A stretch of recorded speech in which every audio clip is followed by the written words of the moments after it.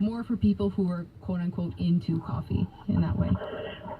That's a great question, and it's really it's a kind of a complex one, and I'm going to try and answer it as simply and quickly as possible. The first thing is it depends on how good your coffee is. If you're buying an amazing quality coffee, what makes it amazing is largely stuff that's going to disappear once you grind it. And the reason for this is most of that stuff is gases and oils and things that are going to oxidize, and also things that are protected by the structure of this really dense little seed, this cherry pit, essentially.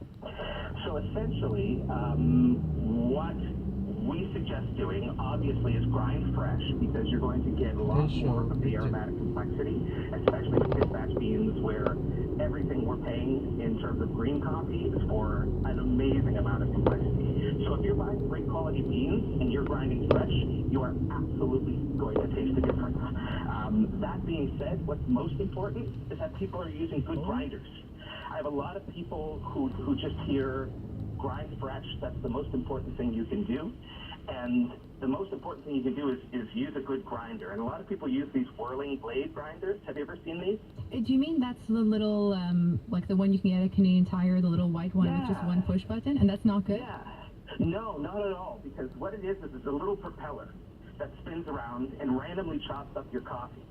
And the thing about coffee is it's very predictable, and so one of the things that we do on Thursdays is tell people how to finely tune the flavor of their coffee. If your coffee's tasting sour, there is something you can do about that. If your coffee's tasting bitter, there is something you can do about that. And it all pertains to having an even size grind. So if your grinds are all over the place, let's use, I always say, I'm Irish and from the Maritimes, so I always like to use potato as an example. Let's say, for example, I put a blindfold on, and I take my kitchen knife, and I flail around the potato, and I chop it up into a bunch of random pieces, and then I throw it in an oven. Some pieces are going to be raw.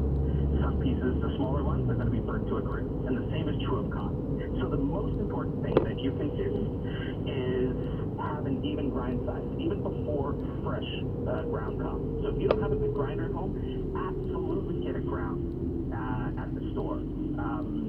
The thing is, once it's ground, I would definitely suggest, I've done a lot of tests on it, most of the things are going to disappear, honestly, in this 10 minutes. And then and then it's really going to start to fade. And this is by no means saying that your coffee is going to taste bad. It's simply not going to taste as spectacular. It's not going to taste as aromatic and as amazing. However, what's most important is that your coffee tastes good. I would rather have a nice sweet cup of coffee that maybe tastes like faded strawberries than a sour or bitter cup of coffee that smells like strawberries but is undrinkable. So for me, like I said, it's the most important thing. And again, if I'm talking about strawberries